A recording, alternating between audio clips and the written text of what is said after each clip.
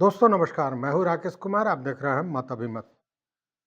मित्रों, आज बात करेंगे के पाठक ने अपने कुछ आदेश वापस किए थे विश्वविद्यालय को लेकर, जिसमें विश्वविद्यालय के पदाधिकारियों पर एफआईआर का मामला था, बैंक फ्रीज करने का मामला था, जिसको उन्होंने वापस ले लिया।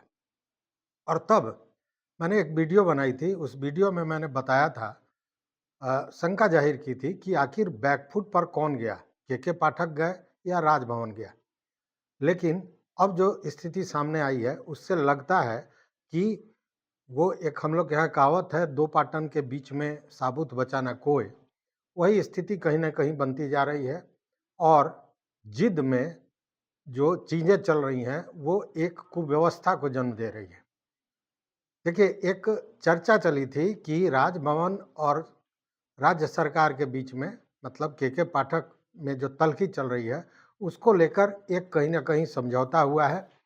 और उस समझौते के अनुसार ये हुआ कि अब विश्वविद्यालय के जो पदाधिकारी हैं, कुलपति हैं, कुलसचिव हैं, परीक्षा नियंत्रक हैं, वो सभी के पाठक के यानी कि शिक्षा विभाग के बैठक में जाएंगे।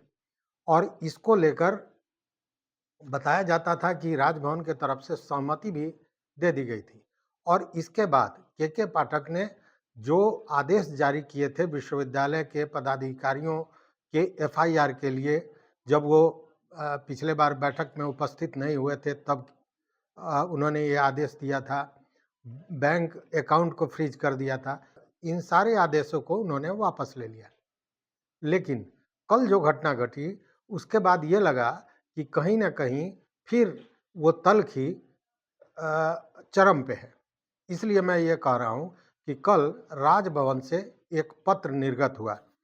जो राज्यपाल के प्रधान सचिव हैं, रॉबर्ट एल चोंगथू, उन्होंने एक पत्र जारी किया। और पत्र में ये कहा गया कि कोई भी कुलपति या कुलसचिव या परीक्षा नियंत्रक शिक्षा विभाग के या के पाठक के किसी बैठक में भाग नहीं लेंगे, ऐसा आदेश राजभवन के तरफ से जारी किया गया।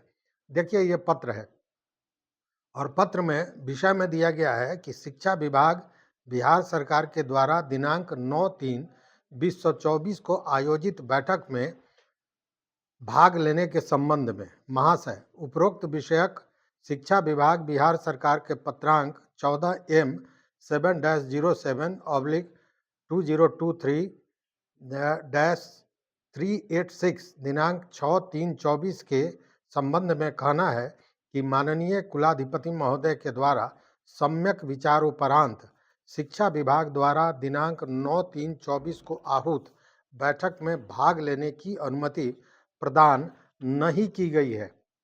साथ ही माननीय कुलाधिपति महोदय द्वारा निर्देशित किया गया है कि कुल सचिव एवं परीक्षा नियंत्रक भी उक्त बैठक में भाग नहीं लेंगे।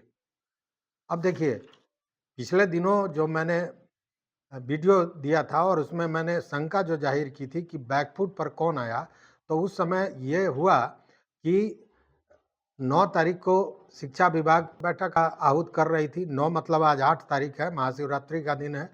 कल 9 तारीख को ये बैठक आहूत है और उसमें बैठक में भाग लेने के लिए पूर्व में जैसा बताया गया कि राजभवन के तरफ से सहमति दी गई। लेकिन जैसे ही ये जो आदेश के पाठक ने जारी किया था उसको वापस लिया, उसके बाद ये नया पत्र जारी किया गया राजभवन की ओर से। मतलब राजभवन में जो कॉकस है, कहीं ना कहीं यह समझाने में महामहिम को सफल रहा कि अगर विश्वविद्यालय के पदाधिकारी भाग लेते हैं बैठक में तो उससे यह स्पष्ट हो जाएगा कि शिक्षा विभाग के जो के पाठक हैं वो हमेशा विश्वविद्यालयों के मामले में हस्तक्षेप करते रहेंगे।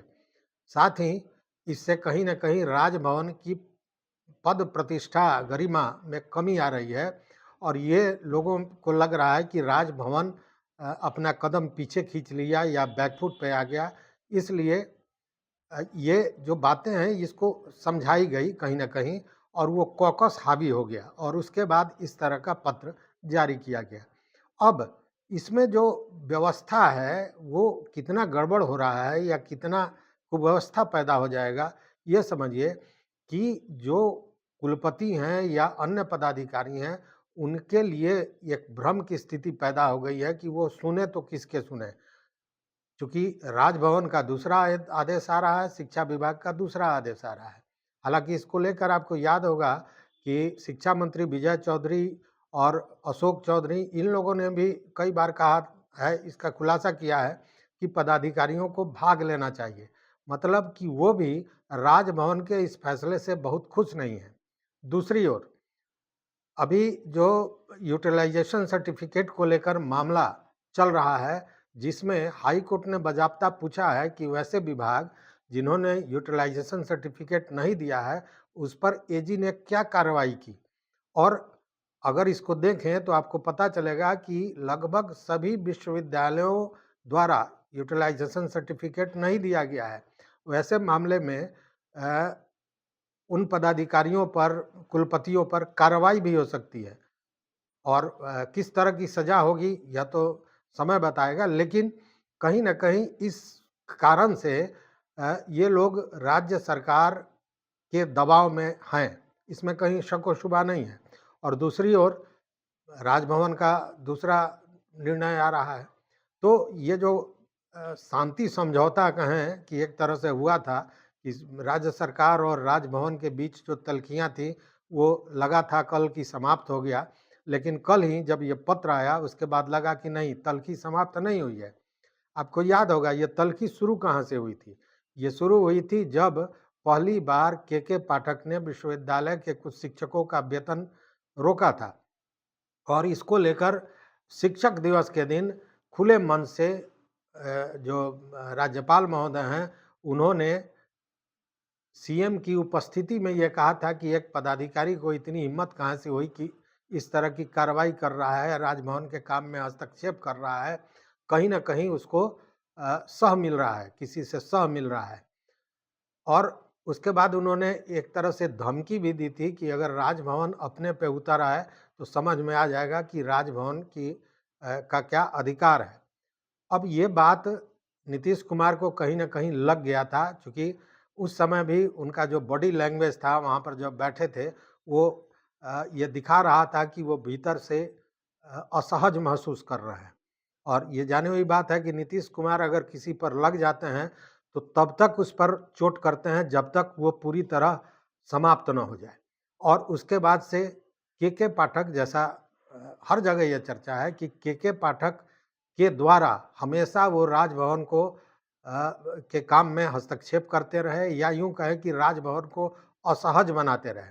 हालाँकि इस बीच में राज्यपाल ने जो गरिमा होती है, जो एक उन सारे चीज़ों से अलग होकर मुख्यमंत्री के जन्मदिन पर सीएम निवास जाते हैं, वहाँ उनको बधाई देते हैं, बातें होती हैं बीच में कई बार, लेकिन नीतीश कुमार इसको भूलने वाले नहीं हैं और उन्होंने इस तरह की कार्रवाई के पाठक के द्वारा राजभवन को कद में रखने के लिए ये कार्रवाई वो करते रहे हैं। लेकिन अब जब वो विदेश रवाना हो गए और उसके बाद कल जिस तरह का पत्र राजभवन से जारी हुआ, यह स्पष्ट करता है कि आने वाले समय में ये तल्खी और भी बढ़ेगी। हालाँकि केंद्र में भाजपा की सरकार है और महामहिम भाजपा के हैं और उनका संबंध भाजपा के उच्चस्थ नेताओं से भी है, लेकिन इसका असर नीतीश कुमार पर नहीं पड़ता है। इसलिए कि आप हमेशा उनकी पूरी राजनीतिक इतिहास को देखिए, तो नीतीश कुमार अपने तरह से काम करते हैं और अपने मन से काम करते हैं, वो किसी तरह का दबाव बर्दाश्त नहीं करते हैं। और अभी जो चुनाव का माहौल है, उसमें बीजेपी कहीं से दबाव डालने का कोशिश नहीं करेगी नीतीश कुमार को, चूँकि नीतीश कुमार के ही भरोसे बिहार में लोकसभा का चुनाव का नैया पार करना है, 40 से 40 सीटें लाने का जो लक्ष्य रखा गया है। ऐसे में आने वाला समय निश्चित रूप से और भी गहराएगा, ये जो राजभवन और राज्य सरकार के बीच का तकरार है, ये और गहराएगा और विश्वविद्यालयों की स्थिति कहीं न कहीं और भी खराब होगी, इसमें भी कहीं शक व शुबा नहीं है। तो देखते हैं कि ये तकरार आगे कहाँ तक जाता है। इस वीडियो में बस इतना ही। अगर चैनल पर नए हो तो निश्चित रूप से सब्सक्राइब कीजिए, लाइक कीजिए, दोस्तों के साथ शेयर कीजिए और अपना मत, अपना विचार इसको लेकर जरूर हमारे कमेंट बॉक्स में दीजिए। देखते रहिए मत अभिमत। बहुत बहुत धन्यवाद। जय महाकाल।